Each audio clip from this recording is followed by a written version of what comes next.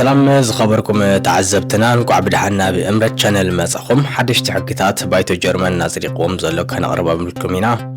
زرزر دحرز حصار مساغريت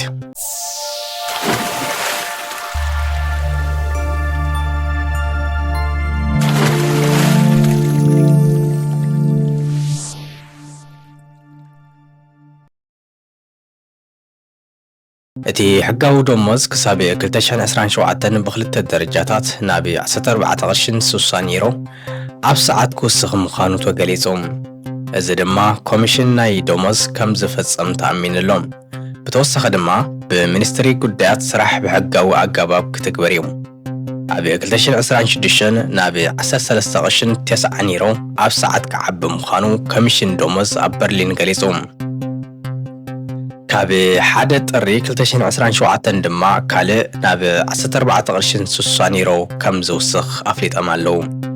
ኣብዚ እዋን እዚ እቲ ዝተሓተ ሕጋዊ ደሞዝ 12 ቅርሽን 82 ዩሮ ዘሎ እቲ ሚንደስሎን ነፍሲ ወከፍ ኣብ 2 ዓመት ይውስኽ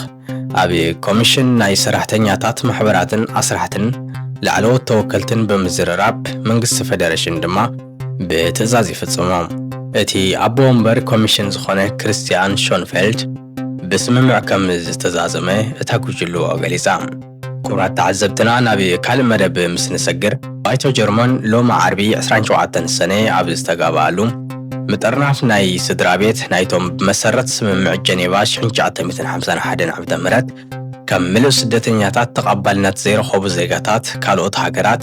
ንክልተ ዓመታት ደው ክብል ኣጽዲቖም እዚ ውሳኔ ነቶም ብሱብሲዲያሽት ዝፍለጥ መሰል ዝተዋህቦም ሓተት ዕቁባ ዝምልከት ኮይኑ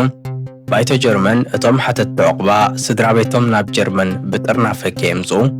ብ444 ናይ ደገፍ ድምፂ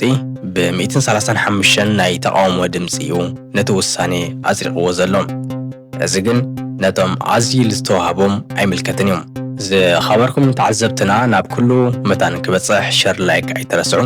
ሓደሽቲ ተኻፈልቲ ድማ እምረት ንምቕሳም ሰብስክራይብ ጌርኩም እምረት ቅመሱ ሰላም ኩኑ